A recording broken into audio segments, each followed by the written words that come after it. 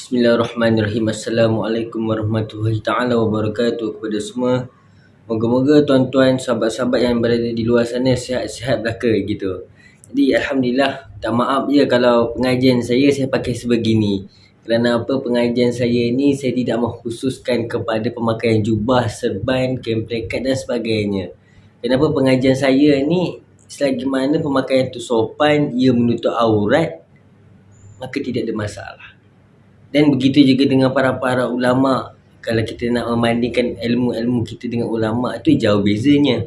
Tapi dari segi pemakaian tu jangan kita melibatkan pemakaian dia sebegini, pakai jubah belah gitu, sebanyak 7 hasta, kita anggap dia sebagai ulama, sedangkan dia bukan ulama gitu.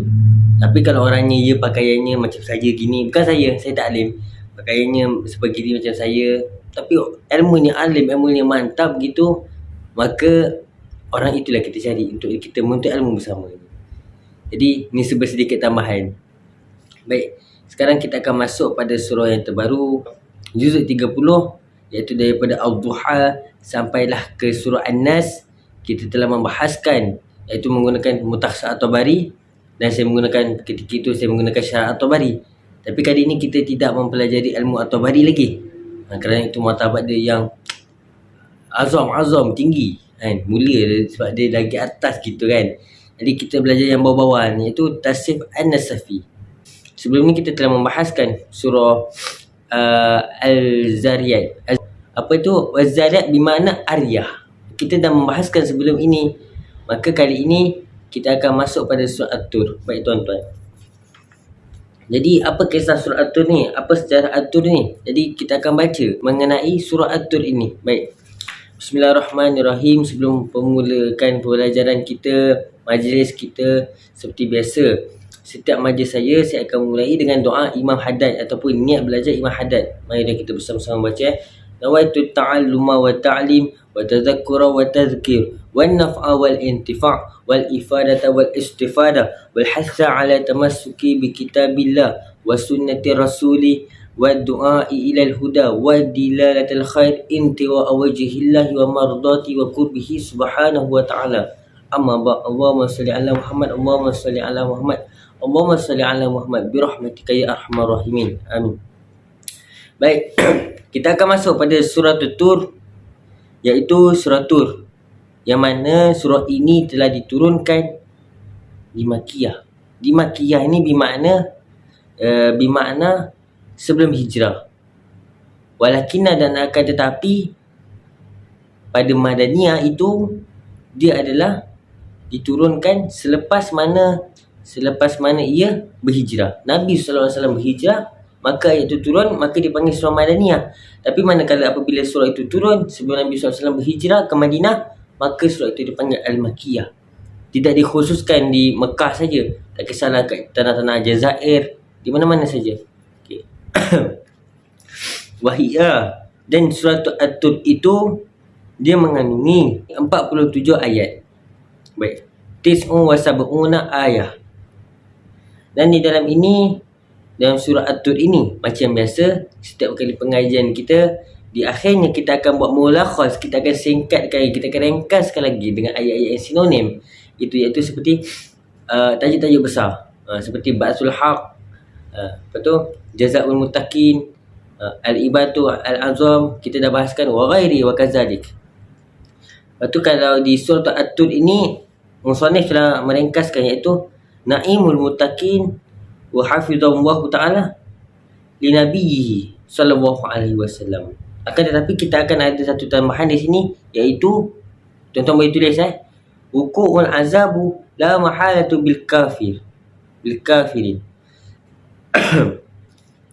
Baik, jadi kita akan masuk pada ayat surah At-Tur ini. Kita bacanya tidak banyak kerana pengajian kita ini biarlah berperingkat daripada kita baca sekali semua. Biar berperingkat. Jadi pada kali ini kita akan baca sebanyak ayat 1 hingga ayat 8 saja. Dan kita akan bahaskan lagi dan lagi tentang ayat yang telah tersirat atau terkandung di dalam surah At-Tur ini. Baik. A'udzu billahi minasy syaithanir rajim.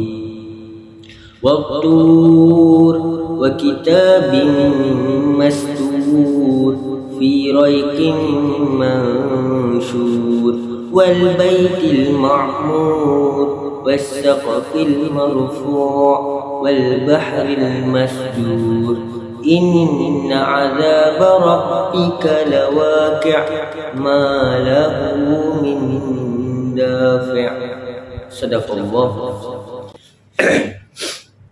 Jadi baik,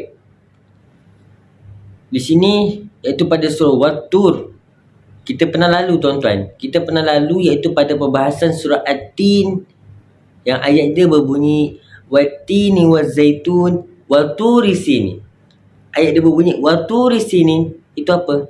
Wa-Tur, gunung. Ayat itu gunung yang berada di semenanjung Sinai. Okey, baik. Saya alhamdulillah biiznillahirabbilalamin saya tak pernah sampai lagi di Tur Sina ni. Saya tak pernah sampai lagi. Saya tak pernah jejakkan kaki, debu-debu di sana pun tak melekat lagi di badan saya. Jadi saya tak tahu. Tapi yang saya belajar adalah Sinai ini ataupun Tur Sina ini berada di semenanjung, di sempadan Afrika, di sempadan. Dan kat situ banyaknya pergulukan atau macam perampasan harta lah di situ. Jadi kita cuba fokuskan pada sebelum ini Wat-Tur. Kita nampak ada waw di situ. Kalau di situ ada At-Tur, maka At-Tur itu dia dah sudah menjadi makrifah kepada sesuatu kalimah itu. Tapi di sini ada waw. Adakah ini waw qasam ataupun wawul hal, wawul istida', wawul atfi wa ghairihi. Di sini seperti biasa, sekiranya ada waw di hadapan ataupun huruf-huruf yang memberi makna sumpah. Seperti contoh di dalam Al-Ajrumiyah yang saya belajar dahulu, dia kata apa? Wal huruf fil qasami wa hiya al waw wal ba wat ta'. Ada 3. Huruf qasam ni ada 3 tuan-tuan. Ada 3. Maka di sini adalah waw. Maka di sini adalah waw, maka dia menjadi wawul ataf. Dia menjadi wawul qasami. Menjadi waw qasam, waw sumpah. Dan sebelum ni kita telah memberitahu bahawasanya, kita dah membahas bahawasanya Allah Subhanahu Wa Taala ini dia boleh bersumpah ke atas apa saja yang dia kendaki. Misal kata dia nak sumpah atas samak, dia nak bersumpah atas bahr, an-nar wa ghairi, apa-apa saja, maka dia boleh. Hanya diberikan kepada Allah Subhanahu Wa Taala saja, tapi tidak bukan kepada kita. Kita hanya boleh bersumpah dengan nama Allah. Lillahi, Allahi, Tallahi, Ballahi. Itu menggunakan lafaz lam jalalah, iaitu Allah. Itu saja boleh. Maka kat sini Allah Subhanahu Wa Taala bersumpah ke atas ciptaannya, iaitu At-Tur, iaitu Gunung Tur Sina. Kenapa Allah bersumpah? Setiap kali apa saja yang Allah bersumpah terhadap satu perkara itu, maka akan menjadi satu ganjaran ataupun azab di situ. Ataupun satu peringatan kepada diri kita. Baik, maka kita baca tafsir dia, iaitu wal jabalu allazi kalamallahu alaihi Musa alaihi salam. Huwallazi ataupun huwal jabalu, dia At-Tur itu, ini ai bukit ataupun gunung yang mana allazi, yang mana jabal itu tadi kalamallahu alaihi Musa, telah berbicaralah oleh Allah Subhanahu Wa Taala ke atas hamba-Nya, iaitu Nabi Musa alaihi salam, atas kekasihnya Nabi Musa alaihi salam. Sebenarnya dah warid dalam diri kita pernah dengar bahawasanya Allah Subhanahu Wa Taala telah mengurniakan kepada Nabi Musa AS beberapa mukjizat. Antara mukjizat yang di dalam tafsir memberitahu, iaitu di dalam surah Az-Zariyat memberitahu sultanun mubin, bermakna hujjatul zahirah. Dengan makna di situ ditafsiri dengan makna al-yadai wal asa, tangan dan juga tongkat. Tapi Allah SWT memberi juga kelebihan kepada Nabi Musa AS, iaitu boleh berbicara dengan Allah Subhanahu Wa Taala secara direct dia tu kita tak tahu macam mana. Maka ni sebagai sampingan, iaitu ketika mana Nabi Musa AS boleh berbicara dengan Allah Subhanahu Wa Taala. Nabi Musa ni, mafhum cerita dia, Nabi Musa minta kebenaran, minta izin untuk melihat ni wajah Allah Subhanahu Wa Taala. Maka Nabi Musa AS berkata, Ya Allah, wahai Tuhanku, aku teringin untuk melihat wajahmu. Bagaimanakah wajahmu? Bagaimanakah wajah Tuhanku? Sinonim ayat dia. Maka Allah Subhanahu Wa Taala berfirman, sesungguhnya engkau tidak mampu melihat wajahku, rupa bentukku. Bagaimanakah rupaku? Bukan dia, Allah lain tak merupa manusia, Allah tak merupa pokok, bangunan. Kerana apa? Dalam ayat Quran menyebut laisa kamitslihi syai'. Tidaklah aku menyerupai sesuatu perkara itu. Allah ni illa, kecuali, melainkan. Allah ni bukan melainkan, dia dikecualikan, asing. Allah ni dia spesialis gitu, kerana dia pencipta kita. Sekiranya Allah ni sama seperti makhluk, seperti kita semua, maka Allah tu adalah makhluk, dia tidak layak menjadi Tuhan gitu. Baik, sama dengan tadi, yang mana Allah dah berkata dengan Nabi Musa banyak kali seperti gitu. Maka Allah pun beritahu, wahai Musa, engkau pergilah di satu tempat, iaitu di Gunung Tursina, yang mana engkau akan dapat melihat rupaku. Maka Nabi Musa pun pergi di sana. Untuk apa? Untuk melihat wajah Allah Subhanahu Wa Taala. Apabila Nabi Musa AS pergi ke sana, terpancarlah satu cahaya daripada langit, tuan-tuan. Cahaya daripada langit datang. Bahkan Nabi Musa, hatta sehingga Nabi Musa pengsan melihat cahaya tu. Baru melihat cahaya, tuan-tuan, Nabi Musa AS pengsan, tuan-tuan. Yang mana di atas gunung tu lah Allah berbicara dengan Nabi Musa AS. Wakilah dan ada pendapat mengatakan bahawa Nabi Musa berada di Sinai, iaitu di At-Tur itu, selama 40 hari. Selama 40 hari Nabi Musa AS berada di sana. Dan di dalam At-Tabari, yang ini kita sebagai zid tambahan saja, iaitu bahawa Gunung Tursina ini, yang mana Gunung Tursina ini dipenuhi, padanya dikelilingi dengan tumbuhan yang kehijau-hijauan. Tumbuhan yang kehijau-hijauan. Baru kita membahaskan surah At-Tur, iaitu pada ayat Tur saja perbahasan sangatlah panjang itu. Maka diteruskan lagi, iaitu pada ayat yang kedua, wa kitabim mastur huwal Quran wan nakirah li'annahu kitabun makhsusan min baini sa'iril kitabi awil lawhi al-mahfuzi awil taurati. Okay, baik. Dan menulis atasnya mastur, tiada kesudahan, yakni lembaran yang mana ditulis padanya tanpa henti, senantiasa daiman abadan. Senantiasa menulis padanya abadan selama-lamanya. Maka dia wa kitabim mastur itu adalah dia ada Al-Quran. Li'annahu, kerana sesungguhnya kitab yang mana telah dikhususkan padanya min daripada antara sa'iril kitab, di antara kitab-kitab yang lain seperti Taurat, Injil, Zabur, kan? Ataupun ada yang mengatakan bahawa dia lahu mahfuz, iaitu lahu satu papan yang ditulis padanya mahfuz, yang dipelihara, yang dijaga. Ataupun Taurat, kerana apa di sini mengatakan Taurat? Kerana zaman Nabi Musa AS, dia menerima kitab Taurat. Dia tidak menerima Al-Quran, tapi dia menerima Taurat. Itu. Maka masuk pada pembahasan surah yang ketiga, iaitu fi raikim mansyur. Maka dibagikan kepada dua, tuan-tuan. Fi raikim, yakni fi ilmu nahwi ajar wa majrur. Wal sahifah al-jaldi alladhi yaktubu fihi. Dan dia adalah satu lembaran, sebuah lembaran, ataupun alladhi, yang mana yaktubu, ditulis atasnya al-jildu, atas kulit, padanya ditulis pada kulit itu akan kalimah-kalimah ayat Al-Quran fi kitab. Mungkin zaman tu ada Taurat.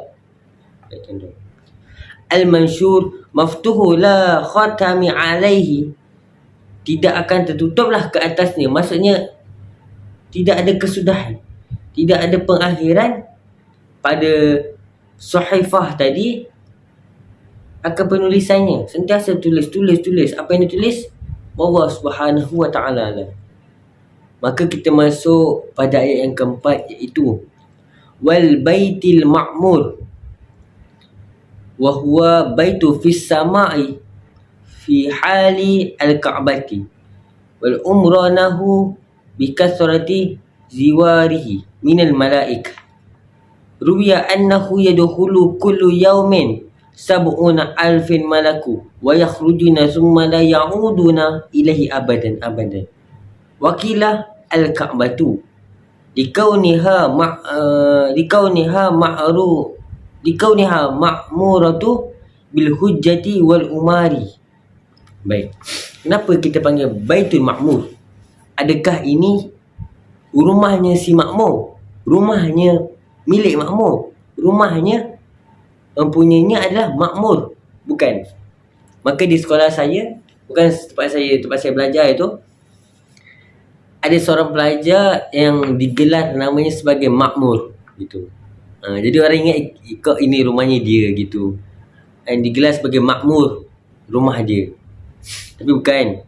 Tapi kalau di segi tafsiran di sini adalah bermakna dia itu Al-Baitul Ma'mur itu adalah rumah yang di langit hihalin, tentangi di sini bertentangan. Kalau Kaabah di bawah, di atas langit itu adalah Baitul Ma'mur. Ayat itu Al-Kaabah. Maksudnya bawah tu Mekah. Ada ini kila tuan-tuan. Kila ada yang mengatakan Kaabah kita di bumi, di bawah, dan di atas Kaabah itu adalah Baitul Ma'mur. Bukan rumah Ayapin tuan-tuan. Kat sini bukan rumah Ayapin yang mengatakan Baitul Fis Sama. Rumah di langit tu rumah Ayapin, bukan tuan-tuan. Ayapin tu dia dol sesat gitu kan. Wa umranahu, dan sekitarnya dipenuhi dengan penziarah berupa malaik. Maksudnya apa? Di Baitul Ma'mur itu yang bertawaf padanya, yang tawaf padanya adalah penziarah daripada para malaikat tuan-tuan. Para malaikat. Bermakna di bumi Kaabah itu adalah tempatnya tawaf bagi kita, bagi kaum-kaum anas ini, manusia. Tapi bagi para malaikat ini, para malaikat ini padanya adalah Baitul Ma'mur, tempat mereka bertawaf di situ kan. Ruwiyah dikatakan bahawasanya Baitul Ma'mur itu akan dimasuki oleh para malaikat kullu yaumin, setiap hari tanpa miss, sab'una alfin, 70,000 tuan-tuan. Masya Allah, 70,000 malaik, 70,000 para malaikat akan masuk ke dalam tu. 70,000 banyak tuan-tuan. 70,000 tu ramai tu. Wa yakhrujuna, dan waw tu adalah wa'ataf yakhrujuna, dan akan keluar daripadanya Baitul Ma'mur itu oleh para malaikat yang 70,000 tadi. Akan keluar daripadanya. Sumala ya'udun, dan tidak akan kembalilah orang mereka ilahi abadan. Mereka masuk dan tawaf beribadat di situ, dan mereka keluar, lalu mereka tidak akan kembali balik ke situ. Ini antara satu ciptaan Allah Subhanahu Wa Taala yang mana kita tak boleh nak terbayang berapa banyak malaikat. Tapi pada hari ini manusia, kalau dia pergi berumrah gitu kan, umrah haji, dia contoh tahun ni dia pergi, tahun depan dia boleh pergi balik kalau ada rezeki. Bila-bila dia boleh pergi. Tapi para malaikat di sini, dia dah pergi, maka dia tak boleh pergi balik. Abadan buat selama-lamanya. Wakilah, dan ada pendapat mengatakan adalah Kaabah. Dia punya sistem dia, gaya dia Kaabah. Likauniha, kerana sesungguhnya yang mengimarahkan Kaabah itu adalah para haji dan juga para umrah, yang mengimarahkan, yang memesrakan, yang memeriahkan lagi. Apa yang sinonim dengannya? Wasaqfil marfu', iaitu as-sama awil ashri. Ada yang mengatakan bahawasanya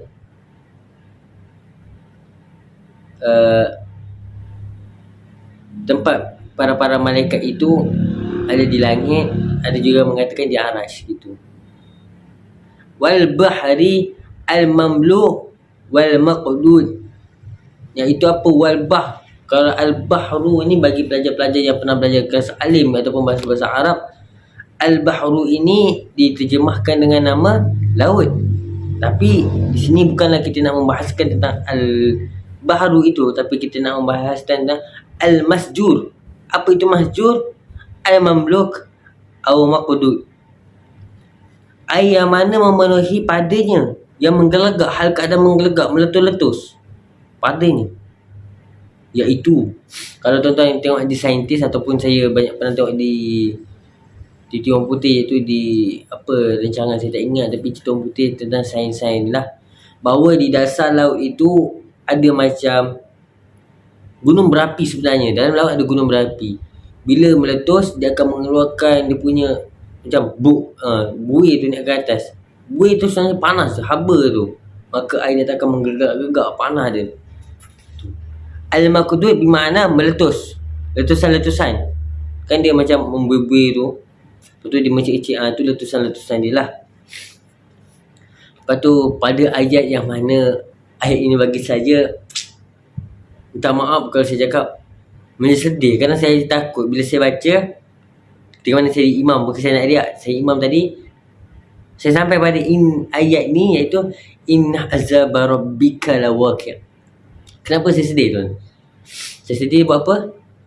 Ayat ini benar-benar dia mendatangkan satu makna bahawa, kita baca terjemahan dia, iaitu ayat itu allazi au'adal kufari bihi.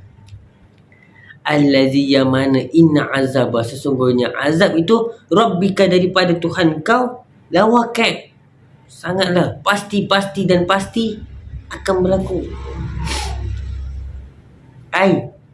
Yang mana allazi, yang mana azab Allah Subhanahu Wa Taala tu yang telah dijanjikan kepada orang kafir. Bagi orang kafir telah dijanjikan bahawa kau akan diazab di akhirat nanti. Lawaqi' dinazili, yang akan diturunkan kepadanya, ke atasnya. Qala Jabir bin al-Mukhti, ataitu Rasulullah sallallahu alaihi wasallam ukallimuhu fil usara falaqaituhu fi salati fajri yaqra'u suratul tur falamma balagha inna azaba rabbika lawaqi' aslamtu li'annahu khawfan min an yunazzilal azabu. Telah berkata oleh Jabir bin Mut'im bahawa beliau kata apa? Aku telah berjumpa Rasulullah sallallahu alaihi wasallam.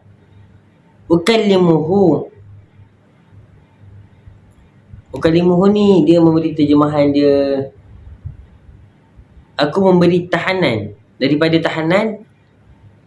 Falaqaituhu, maka telah datang oleh Nabi sallallahu alaihi wasallam dalam solat fajar. Solat fajar ni solat subuh, dan telah membaca oleh Nabi sallallahu alaihi wasallam akan suratul tur ini. Falama, apabila sampai Nabi sallallahu alaihi wasallam membaca dan sembahyang beliau, falama balagha, sampai pada inna azaba rabbika lawaqi', maka terus aku masuk Islam. Jabir ni masuk Islam sebabkan dia dengar. Kenapa dia masuk Islam? Khaufan tuan-tuan. Khaufan yakni takut daripada bahawasanya akan diturunkan azab. Bahawa kita tahu azab Allah Subhanahu Wa Taala ni sangatlah pedih. Di antara azab Allah Taala yang paling ringan dalam neraka adalah apa? Dipakaikan sepatu yang dibuat daripada tembaga, sehingga kan apabila dipakai oleh ahli neraka akan menggelegaklah otak-otak ni. Betapa panasnya. Maka kita kena rasakan diri kita ni pendosa. Rasakan diri kita ni pendosa, bahawa lama-lama kita akan sentiasa buat kebaikan-kebaikan, ampun kepada Allah Ta'ala. Minta keampunan senantiasa minta keampunan daripada Allah Ta'ala. Tapi pada hari ni, kalau kita tidak memahami ilmu tafsir, terjemahan, kita ingatkan ayat dia pada inna azaba rabbika lawaqi' ini tidak ada apa-apa. Tidak memberi makna. Memberi makna tapi kita tak faham. Jadi apabila kita dah faham ni, bahawasanya kita kena beramal.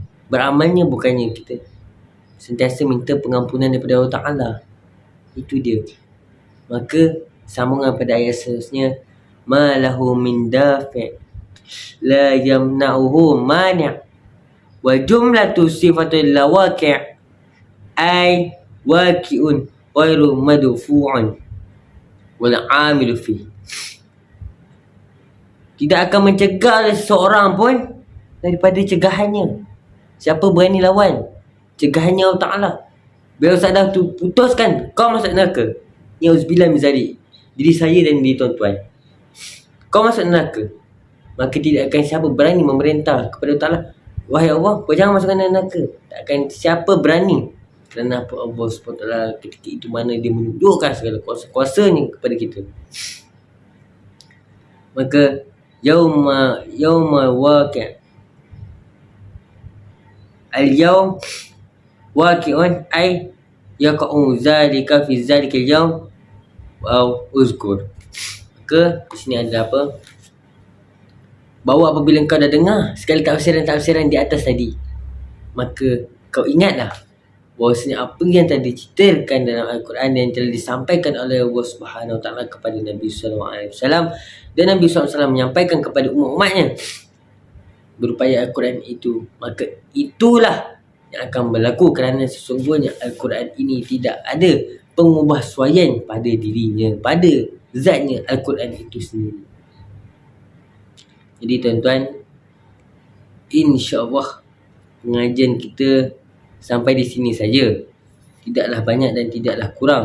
Sekiranya ada kesalahan saya dalam menafsirkan ayat Al-Quran yang saya mempelajari ataupun saya tersilap beberapa, bolehlah bagi tahu saya di laman web saya, iaitu di IG saya, di Facebook saya ataupun di TikTok saya secara personal, bukan secara umum, sebab kita nak tutup aib saudara kita sendiri. Baik, jadi tidak ada apa-apa di situ. Maka kita tutuplah dengan majlis kita dengan tasbih kifarah dan surah Subhanallah wa bihamdihi subhanahu wa bihamdika asyhadu an la ilaha illa anta wa astaghfiruka wa atubu ilaik. Wa sallallahu ala sayidina Muhammad wa ala alihi wasallam. Walhamdulillahirabbil alamin. Assalamualaikum warahmatullahi taala wabarakatuh.